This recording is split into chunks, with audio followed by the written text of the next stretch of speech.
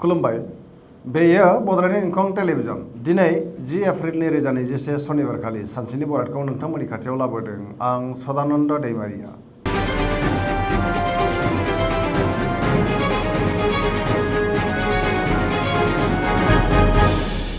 सिगां फरायनो लादों मेष राशि। दिनैनि साना बारा मोजां नङा। गोसोखौ जोबोर उसुखुथु मोनगोन। सुथुरा गोसोखौ गोबां गुलुं गुजुं मोनगोन। सोरजोंबा नांलाय खमलाय जानांनोबो हागौ। गोसोनि साननायफोरा देबारनांगोन। देहाया दिनै मोजाङै थागोन। अब्लाबो नाथाय जानाय लोंनायाव सांग्रां जानाया गाहाम। रांखावरियाव बारा मोजां नङा। नाङा फाङा खरसाया बांगोन। मोननो गोनां धोनखौ दिनै मोननो गोब्राब जागोन। बेफार फालांगियाव खहा जानांनो हागौ। गुबुना खहा खालामनो नाजागोन। सोरबा लोगोजों एना एनिबो जानो हागौ। बिमा बिफानि अननाय आरो बोरखौ मोनगोन। गोदान जेबो खामानियाव आखाइ होथ'यैआनो गाहाम। नेगेटिभ एनार्जिनि गोहोम गोग्लैगोन। सोरबा लोगोआ रायखोमानो नाजागोन। सांग्रां जानाया गाहाम।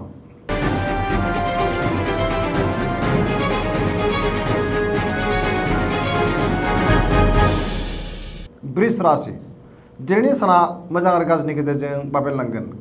गोबां बिथिङाव जेंना जेंगोना नुजाथिगोन। गोसोखौ जोबोर उसुखुथु मोनगोन। गोसोआव जिंगा बांगोन। मावनो लानाय खामानिखौ थि समाव मावफुंनो गोब्राब जागोन। समाजाव दिनै अदेबानि मान मोननो हागोन। रांखावरियाव बारा मोजां नङा। नाङा फाङा खरसाया बांगोन। सोरबा लोगोआ थगायनो नाजागोन। बेफार फालांगियाव खहा जानो हागौ। न'खराव बिसि फिसायनि गेजेराव अनलायनाय फैगोन। देहाया दिनै बारा मोजां थानाय नङा।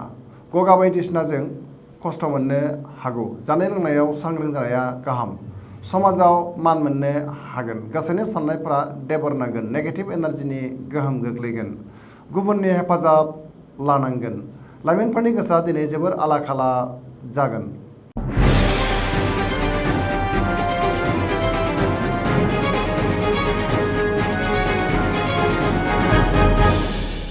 मिथुन राशि।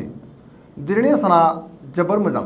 मावनो लानाय खामानिखौ थि समावनो आरो गोरलैयैनो मावनो हानानै गोसोखौ जोबोर गोजोननाय मोनगोन। देहाया दिनै मोजाङै थागोन। अब्लाबो जानाय लोंनायाव सांग्रां जानाया गाहाम। रांखावरियाव जोबोर मोजां होनजायो। आरजिनाय धोनखौ दोनथुमनो हागोन। मोननो गोनां धोनखौबो दिनै गोरलैयैनो मोननो हागोन। बेफार फालांगियाव मोजां मुलाम्फा मोनगोन।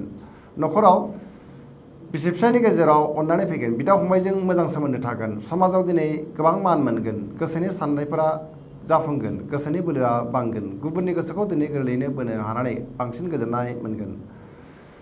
गुबुनजों अनसायजागोन।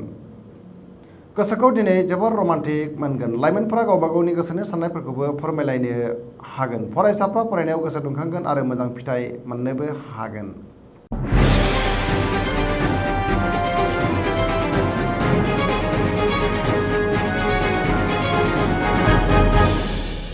कर्कट राशि। दिनैनि साना मोजां आरो गाज्रिनि गेजेरजों बाबेनलांगोन। गोसोखौ जोबोर उसुखुथु मोनगोन। मावनो लानाय खामानिखौ थि समाव मावफुंनो गोब्राब जागोन। रांखावरियाव मोजां। बेफार फालांगियावबो मोजां मुलाम्फा मोननो हागोन। आरजिनाय धोनखौ दोनथुमनो हागोन। देहाया दिनै मोजाङै थागोन। गुबुननि हेफाजाब मोनगोन। गुबुननि गोसोखौ दिनै बोनो हागोन। न'खराव बिसि फिसायनि गेजेराव अनलायनाय फैगोन। बिदा फंबायजों मोजां सोमोन्दो थागोन। सोरबा लोगोआ गाज्रि नोजोर होखोमागोन। सांग्रां जानाया गाहाम। गुबुननि गोसोखौ बोनो हागोन नाथाय सोरबा लोगोनि खैसाराव गोग्लैनांनोबो हागौ।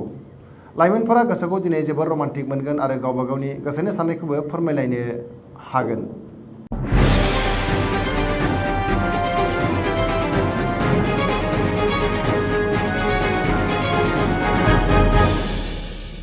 सिंह राशि। दिनैनि साना जोबोर मोजां। गोसोखौ जोबोर गोजोननाय मोनगोन। मावनो लानाय खामानिखौ थि समावनो आरो गोरलैयैनो मावफुंनो हानानै दिनै गोसोखौ जोबोर गोजोननाय मोनसिनगोन। रांखावरियाव जोबोर मोजां। बेफार फालांगियाव जोबोर मोजां मुलाम्फा मोनगोन। न'खराव बिसि फिसायनि गेजेराव अनलायनाय फैगोन। बिदा फंबायजों मोजां सोमोन्दो थागोन। गोसोनि बोलोआ बांगोन। सोरबा खाथिनि लोगोआ अदेबानि थगायनो नाजागोन। अब्लाबो नाथाय थगायनो हानाय नङा। पजिटिभ एनार्जिनि गोहोम गोग्लैगोन। लाइमोनफोरनि गोसोआ दिनै जोबोर रमान्टिक जागोन आरो गावबा गावनि गोसोनि साननायखौबो फोरमायलायनो हागोन। फरायसाफ्रा फरायनायाव गोसो दुंखांगोन आरो मोजां फिथाइ मोननो हागोन।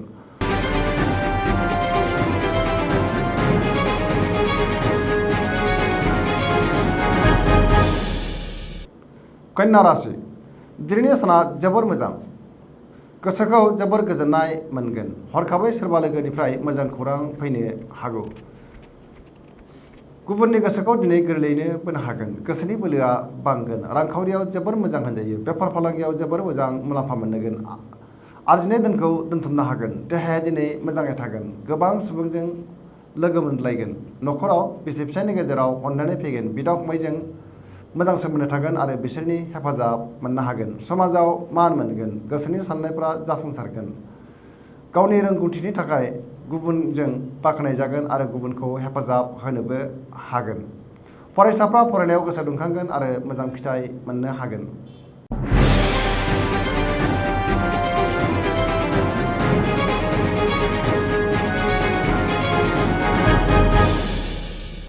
तुला राशि दिनैनि साना जोबोर मोजां। गोसोखौ जोबोर गोजोननाय मोनगोन। गोसोनि बोलोआ बांगोन। गोसोनि साननायफोरा जाफुंगोन। मावनो लानाय खामानिखौ थि समावनो दिनै गोरलैयैनो मावफुंनो हागोन। देहाया दिनै मोजाङै थागोन। अब्लाबो जानाय लोंनायाव सांग्रां जानाया गाहाम।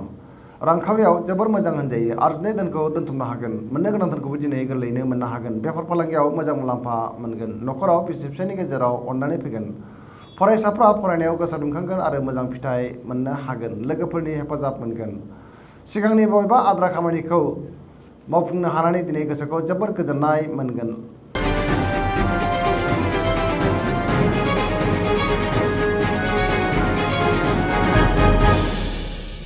वृश्चिक राशि दिनैनि साना मोजां आरो गाज्रिनि गेजेरजों बाबेरलांगोन। गोसोखौ जोबोर उसुखुथु मोनगोन। मावनो लानाय खामानिखौ थि समाव मावफुंनो गोब्राब जागोन। गोसोनि साननायफोरा देबार नांगोन। गोबां बिथिङाव हेंथा नुजाथिगोन। अब्लाबो नाथाय गोसोनि बोलोआ बांगोन। समाजाव मान मोननो हागोन। न'खराव बिसि फिसायनि गेजेराव अनलायनाय फैगोन। रांखावरियाव बारा मोजां नङा। नाङा फाङा खरसाया बांगोन। बेफार फालांगियाव मोजां मुलाम्फा मोननो हागोन।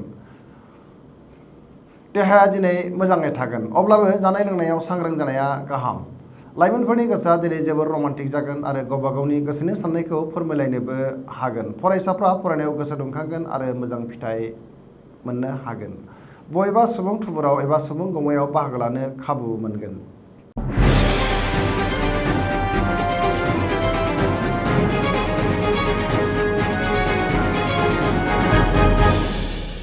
धनु राशि दिनैनि साना जोबोर मोजां।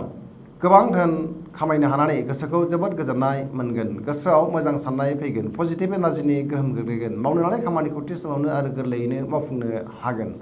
गोसोनि साननायफोरा जाफुंसारगोन। रांखावरियाव दिनै जोबोर मोजां होनजायो। बेफार फालांगियावबो जोबोर मोजां मुलाम्फा मोननो हागोन। समाजाव गोबां मान मोनगोन। बिमा बिफानि अननाय आरो बोरबो मोनगोन। देहाया मोजाङै थागोन। न'खराव बिसि फिसायनि गेजेराव मोजां सोमोन्दो थागोन। पजिटिभ एनार्जिनि गोहोम गोग्लैगोन। लाइमोनफोरनि गोसोआ दिनै जोबोर रमान्टिक जागोन।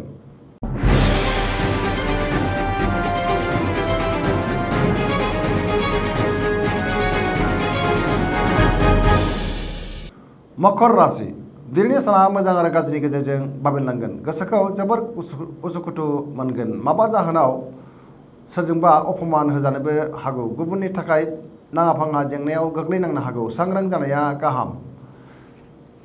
रांखावरियाव मोजांद्राय नङा। नाङा फाङा खरसाया बांगोन। बेफार फालांगियाव बारा मोजां नङा। न'खराव बिसि फिसायनि गेजेराव अनलायनाय फैगोन।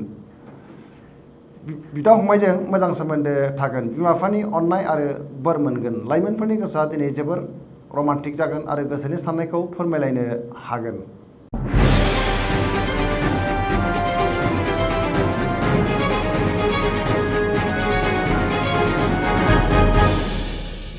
कुम्भ राशि दिनैनि साना जोबोर मोजां। गोसोखौ जोबोर गोजोननाय मोनगोन। मावनो लानाय खामानिखौ थि समावनो आरो गोरलैयैनो मावफुंनो हागोन। समाजाव गोबां मान मोनगोन। गोबां मुंदांखा सुबुंजों लोगो मोनलायगोन। रांखावरियाव जोबोर मोजां होनजायो। गोबां धोन मोननायनि खाबु जागोन।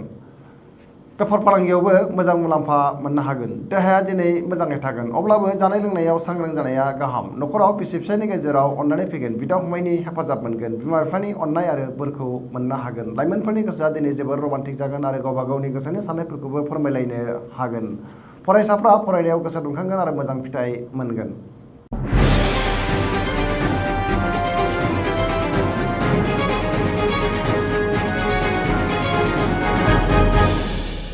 मीन राशि दिनैनि साना मोजां आरो गाज्रिनि गेजेरजों बाबेनलांगोन। गोसोखौ जोबोर गुलुं गुजुं मोनगोन। सोरबा लोगोआ खहा खालामनो नाजागोन। सांग्रां जानाया गाहाम। गोसोनि बोलोआ अदेबानि बांगोन। देहाया मोजाङै थागोन। रांखावरियाव मोजां। बेफार फालांगियावबो मोजां मुलाम्फा मोननो हागोन। नखराव बिसि फिसायनि गेजेराव अननानै फैगोन। बहानिफ्राय हरखाबै मोजां खौरां मोनगोन। गोसोआ दिनै जोबोर रमान्टिक जागोन आरो लाइमोनफोरा गावबा गावनि गोसोनि साननायफोरखौबो फोरमायलायनोबो हागोन। फरायसाफ्रा फरायनायाव गोसो दुंखांगोन आरो मोजां फिथाइ मोनगोन। धोरोमारि बिथिङावबो गोसो दुंखांगोन।